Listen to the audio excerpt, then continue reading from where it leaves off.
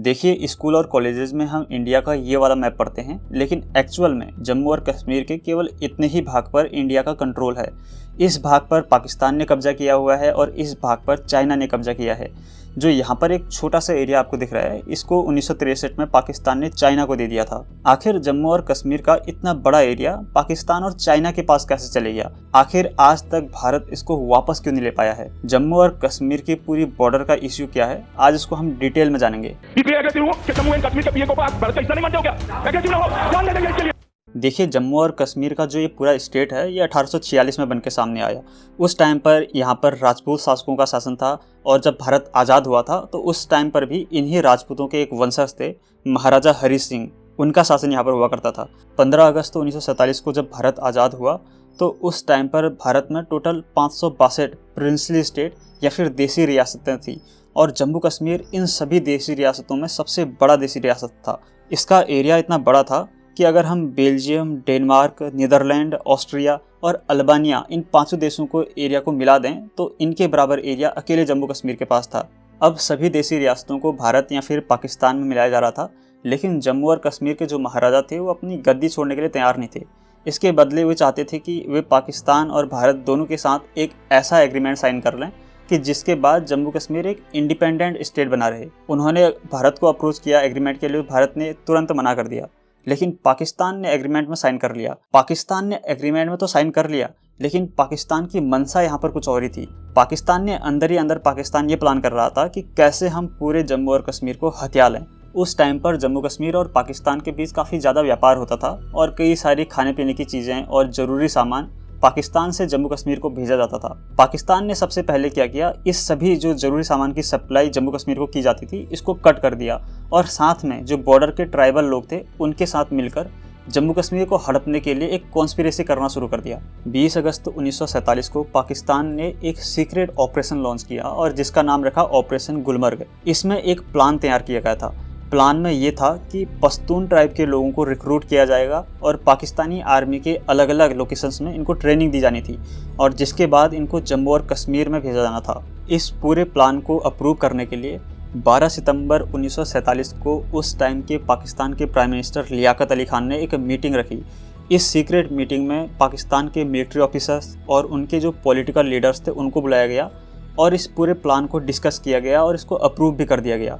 लेकिन इन सभी के सामने एक सबसे बड़ी प्रॉब्लम ये थी कि इन ट्राइबल लोगों को हथियार कहाँ से दिया जाए, क्योंकि भारत और पाकिस्तान का जब पार्टीशन हुआ था तो दोनों की आर्मी का कंट्रोल ब्रिटिशर्स के हाथ में ही था, तो इनको हथियार देना काफ़ी टफ पड़ रहा था।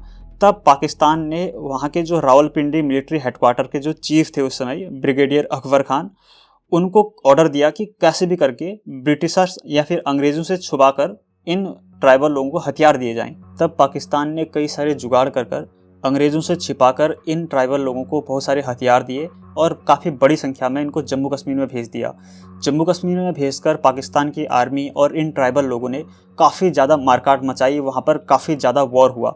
शुरुआत में जम्मू और कश्मीर के महाराजा हरि सिंह की जो आर्मी थी उन्होंने इनको रोकने की कोशिश की, लेकिन कुछ टाइम के बाद महाराजा की आर्मी हारने लगी और महाराजा ने डिसाइड किया कि वो इंडियन गवर्नमेंट से जाकर मिलिट्री असिस्टेंट मांगेंगे।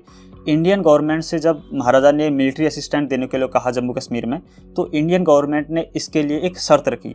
शर्त में ये कहा गया था कि पहले हरि सिंह को भारत के पक्ष में इंस्ट्रूमेंट ऑफ एसेसन यानी विलय पत्र पर साइन करने होंगे। 26 अक्टूबर 1947 को महाराजा इंस्ट्रूमेंट ऑफ एसेसन पर साइन कर देते हैं और जम्मू और कश्मीर ऑफिशियली भारत का हो जाता है। इसी बीच पाकिस्तान ने गिलगित बाल्टिस्तान के इतने बड़े एरिया पर कब्जा कर लिया। बेसिकली पाकिस्तान की आर्मी ने यहाँ के ट्राइबल लोगों को और कुछ लोकल पॉपुलेशन को बहला फुसलाकर यहाँ पर एक विद्रोह कराया और जो यहाँ पर महाराजा हरि सिंह के गवर्नर थे ब्रिगेडियर घनसारा सिंह, उनको कैद कर उनसे ज़बरदस्ती एक एसेसन पर साइन करवा लिया गया और यहाँ पर पाकिस्तान का झंडा फहरा दिया गया। जब तक यहाँ पर भारत की सेनाएं पहुंची, पाकिस्तान ऑलरेडी जम्मू और कश्मीर के एक बड़े एरिया पर कब्जा कर चुका था। इसके बावजूद दोनों सेनाओं के बीच कई महीनों तक वॉर होता है और इसमें काफ़ी ज़्यादा खून खराबा हुआ और फाइनली भारत ने डिसाइड किया कि भारत इस पूरे मुद्दे को लेकर यूएन में जाएगा। यूएन यानी यूनाइटेड नेशन में जैसे ही भारत इस मामले को लेकर गया तो अप्रैल 1948 में यूएन ने एक रेजोल्यूशन पास किया और इसके बाद दोनों देशों के बीच सीज फायर भी कराया गया। भारत और पाकिस्तान दोनों ने इस रेजोल्यूशन को एक्सेप्ट कर लिया। इस रेजोल्यूशन में कई सारे पॉइंट्स पर बात की गई थी, लेकिन जो सबसे ज़्यादा फोकस किया गया था वो 2 पॉइंट्स पर किया गया था। इसमें यह कहा गया था कि पाकिस्तान ने जम्मू और कश्मीर के जिस एरिया पर कब्जा किया है, पहले पाकिस्तान को वहाँ से अपनी आर्मी पीछे हटानी होगी और जब पाकिस्तान अपनी आर्मी पीछे कर लेगा, इसके बाद भारत को अपनी कुछ आर्मी पीछे करनी होगी, जिसके बाद जम्मू और कश्मीर में एक प्लेबिसाइड कराया जाना था यानी जनमत संग्रह, जिसमें जम्मू और कश्मीर के लोगों को वोटिंग के द्वारा खुद ये डिसाइड करना था कि वे पाकिस्तान के साथ जाएंगे या फिर भारत के साथ जाएंगे। भारत ने इस रिजोल्यूशन को एक्सेप्ट करते वक्त पहले ही क्लियर कहा था कि जम्मू कश्मीर में प्लेबिसाइड यानी जनमत संग्रह तभी कराया जाएगा जब जम्मू कश्मीर से पाकिस्तान की सेना पीछे हटेगी। लेकिन पाकिस्तान ने इस कंडीशन को कभी फुलफिल ही नहीं किया। पाकिस्तान ने अपनी आर्मी को हटाया ही नहीं, जिसके बाद जम्मू कश्मीर में कभी भी जनमत संग्रह या फिर प्लेबिसाइड नहीं कराया जा सका और यूएन में जम्मू कश्मीर का मुद्दा कभी भी सॉर्ट आउट नहीं हो पाया। इसके बाद पाकिस्तान ने बाकी देशों का सपोर्ट हासिल करने के लिए भारत के खिलाफ एक प्रोपेगेंडा स्टार्ट कर दिया ताकि भारत को प्रेशराइज किया जा सके। सबसे पहले पाकिस्तान ने विक्टिम कार्ड खेला। पाकिस्तान ने ब्रिटेन पर यह आरोप लगाया कि जो ब्रिटेन के लॉर्ड माउंटबेटन थे, उन्होंने कश्मीर को भारत में शामिल करने के लिए भारत की हेल्प की है। इसके कारण मुस्लिम कंट्रीज ब्रिटेन से नाराज़ होने लगे और इन मुस्लिम कंट्रीज को खुश करने के लिए ब्रिटेन ने पाकिस्तान का सपोर्ट करना स्टार्ट कर दिया। ब्रिटेन तो पाकिस्तान के साइड हो चुका था। अब बारी थी अमेरिका की। उस टाइम पर अमेरिका काफ़ी ज़्यादा पावरफुल हो चुका था, लेकिन अमेरिका शुरुआत में कश्मीर मुद्दे में नहीं पड़ना चाहता था और अमेरिका इस मामले में न्यूट्रल था, क्योंकि अमेरिका उस टाइम पर सोवियत संघ के साथ कोल्ड वॉर में बिजी था और अमेरिका को ये भी लगता था क्योंकि ब्रिटेन ने एशिया में लंबे टाइम तक राज किया है तो ब्रिटेन को यहाँ के मामलों की ज़्यादा समझ होगी, इसलिए अमेरिका एशिया के मामले में ब्रिटेन जो करता था ब्रिटेन के ही मान लेता था। लेकिन बाद में जब पाकिस्तान सोवियत संघ के खिलाफ कोल्ड वॉर में अमेरिका की साइड हो गया और पाकिस्तान अमेरिका को सपोर्ट करने लग गया, तब अमेरिका ने बदले में कश्मीर मुद्दे में पाकिस्तान को सपोर्ट करना स्टार्ट कर दिया और भारत पर प्रेशर बनाना स्टार्ट कर दिया। पाकिस्तान ने कोल्ड वॉर में वेस्टर्न कंट्रीज को सपोर्ट करने की पॉलिसी अपनाई। इस पॉलिसी का पाकिस्तान को काफ़ी फायदा हुआ और वेस्टर्न कंट्रीज ने जम्मू और कश्मीर के मामले में पाकिस्तान को सपोर्ट किया। पाकिस्तान की इस पॉलिसी के उल्टा भारत ने नॉन अलाइनमेंट की पॉलिसी फॉलो की। भारत इस पॉलिसी में ना तो अमेरिका को सपोर्ट करता था, ना ही सोवियत संघ को सपोर्ट करता था। इस पॉलिसी का भारत को काफ़ी ज़्यादा नुकसान हुआ और भारत को यूनाइटेड नेशन में अमेरिका, चाइना और ब्रिटेन, उस समय के जो काफ़ी ज़्यादा पावरफुल देश थे, वो कोई भी सपोर्ट नहीं करता था और भारत पे ये लोग प्रेशर बनाते थे। उस टाइम पर केवल सोवियत संघ ही एक बड़ा ऐसा पावरफुल देश था जो यूएन में भारत को सपोर्ट करता था। अब कश्मीर के मामले में पाकिस्तान को इंटरनेशनल लेवल पर तो सपोर्ट मिल ही रहा था, लेकिन जिस भाग पर कश्मीर के पाकिस्तान ने कब्जा किया था वहाँ पर पाकिस्तान जो भी चीज़ें करता था वो चुपचाप सीक्रेटली करता था और बाहर सबको दिखाता था कि वहाँ पर सब कुछ अच्छा है। पाकिस्तान ने सबसे पहले ये किया कि जो ये पूरा एरिया है इसका नाम आज़ाद जम्मू कश्मीर रख दिया, ताकि वेस्टर्न कंट्रीज़ को ये लगे कि पाकिस्तान ने इस एरिया पर कब्जा नहीं किया है और इस पूरे एरिया को ऑटोनॉमी मिली है।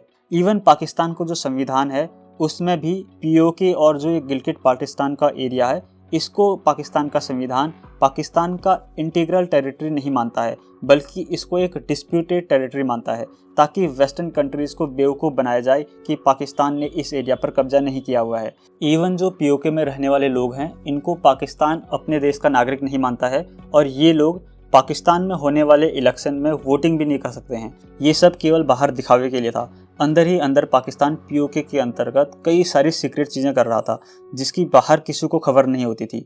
पाकिस्तान ने 1949 में पीओके के साथ एक सीक्रेट एग्रीमेंट किया, कराची एग्रीमेंट, जिसके अनुसार पाकिस्तान ने इस पूरे पीओके के एरिया को 2 भागों में बांट दिया और आज़ाद जम्मू कश्मीर से गिलगित बाल्टिस्तान को अलग कर दिया। इसके कारण आज़ाद जम्मू कश्मीर ने गिलगित बाल्टिस्तान से अपना सारा कंट्रोल लूज कर दिया। इवन पाकिस्तान ने इस एग्रीमेंट के द्वारा पूरे आज़ाद कश्मीर की जो पावर्स थी उसको ख़त्म कर दी और पूरी तरीके से इस पर कब्जा कर लिया। अब ये केवल नाम का ही आज़ाद कश्मीर रह चुका था। पाकिस्तान ने ये सब कुछ बिल्कुल सीक्रेटली किया और कभी भी बाहर दुनिया के सामने इस बात को नहीं आने दिया। 1990 में जाकर सबको ये चीज़ें पता लगी कि पाकिस्तान ने ऐसा कुछ एग्रीमेंट पास किया था। वो भी तब पता चला जब पाकिस्तान की एक हाई कोर्ट में इस सब चीज़ों के डॉक्यूमेंट को वहाँ पर पेश किया गया था। भारत ऑलरेडी जम्मू और कश्मीर का एक बड़ा एरिया पाकिस्तान को लूज कर चुका था। इसके बाद जब 1962 में चाइना और भारत का वॉर हुआ तो इसके बाद जम्मू और कश्मीर का इश्यू और भी ज़्यादा कॉम्प्लिकेटेड हो गया। इस वॉर में चाइना ने भारत से जम्मू और कश्मीर का ये एक्साइज चिन्ह छीन लिया और आज भी यहाँ पर चाइना का कब्जा है। अब इस टाइम तक चाइना और पाकिस्तान दोनों का भारत के साथ वॉर हो चुका था। अब दोनों का एक कॉमन दुश्मन था भारत। इसीलिए इस कारण पाकिस्तान और चाइना की दोस्ती काफ़ी ज़्यादा बढ़ने लगी थी, जिसको स्ट्रॉन्ग करने के लिए पाकिस्तान ने गिलगित बाल्टिस्तान का एक बड़ा एरिया सक्सगाम वैली ये 1963 में चाइना को दे दिया। पाकिस्तान भारत के कंट्रोल वाले जम्मू और कश्मीर के इस भाग पर भी कंट्रोल करना चाहता था, जिसके लिए पाकिस्तान ने भारत से कई सारे वॉर लड़े और काफ़ी लंबे समय तक पाकिस्तान ने इसके लिए कोशिश की। लेकिन एक समय के बाद पाकिस्तान को ये समझ में आने लगा था कि भारत को वॉर में हराना काफ़ी ज़्यादा कठिन है। इसके बाद पाकिस्तान ने एक दूसरा तरीका अपनाना शुरू किया। पाकिस्तान ने इसमें 1980 के दशक के बाद से जम्मू कश्मीर में आतंकवाद को फैलाना शुरू कर दिया। इसके लिए पाकिस्तान ने पीओके और पाकिस्तान की बॉर्डर में कई सारे टेररिस्ट कैंप लगाए, जहां पर टेररिस्ट को ट्रेनिंग दी जाती थी, उनको हथियार दिए जाते थे और उनको फंड देकर जम्मू कश्मीर में भेजा जाता था ताकि जम्मू कश्मीर को अनस्टेबल किया जा सके। साथ में पाकिस्तान भारत के खिलाफ प्रोपेगेंडा चलाता था, जिसमें पाकिस्तान भारत के ऊपर आरोप लगाता था कि भारत जम्मू और कश्मीर में ह्यूमन राइट वायलेशन कर रहा है, जिसके कारण इंटरनेशनल लेवल पर भारत को अलग थलग करने की कोशिश की जा रही थी। इसके अगेंस्ट भारत सरकार ने अपना स्ट्रॉन्ग पॉइंट रखने के लिए 1994 में पार्लियामेंट में एक रेजोल्यूशन पास किया, जिसमें कहा गया था कि पाकिस्तान ऑक्यूपाइड कश्मीर भारत का इंटीग्रल हिस्सा है और पाकिस्तान को पीओके को खाली करना होगा। इससे भारत ने वेस्टर्न कंट्रीज़ को ये रिमाइंड कराया कि भारत जम्मू और कश्मीर के मुद्दे पर आज भी अपनी बात पर टिका है और भारत कभी भी पीओके से अपना क्लेम वापस नहीं लेगा। और आज भी भारत सरकार का पीओके को लेकर जो स्टैंड है वो भी इसी 1994 के रेजोल्यूशन से रखा जाता है।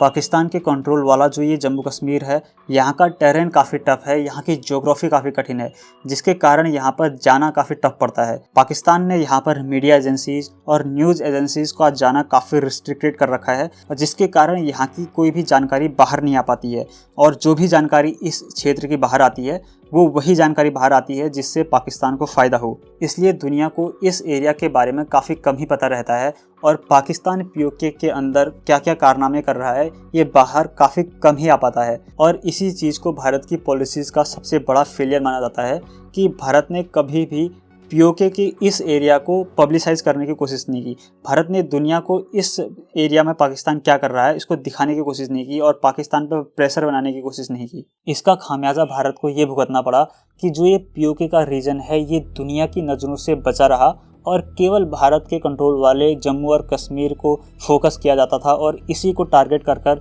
इस मुद्दे को उछाला जाता था। अब जम्मू और कश्मीर का इश्यू और भी ज़्यादा कॉम्प्लिकेटेड हो चुका है, क्योंकि चाइना गिलगित बाल्टिस्तान में सीपेक यानी चाइना पाकिस्तान इकोनॉमिक कॉरिडोर बना रहा है, जिसमें चाइना पाकिस्तान के ग्वादर पोर्ट तक पहुँच बना रहा है। अब भारत गिलगित बाल्टिस्तान को वापस लेने के लिए कोई भी एक्शन लेगा तो उसमें चाइना भी शामिल हो जाएगा, क्योंकि चाइना ने यहाँ पर कई सारे बिलियंस डॉलर की इन्वेस्टमेंट की है। इसके बाद भारत सरकार ने जम्मू और कश्मीर में अपनी पकड़ को मजबूत करने के लिए 2019 में आर्टिकल 370 हटा दिया और साथ में इस पूरे जम्मू और कश्मीर को 2 यूनियन टेरिटरीज़ में डिवाइड कर दिया, जिसके बाद इस एरिया को union territory of Jammu and Kashmir माना जाता है और इस एरिया को यूनियन टेरिटरी ऑफ लद्दाख कहा जाता है।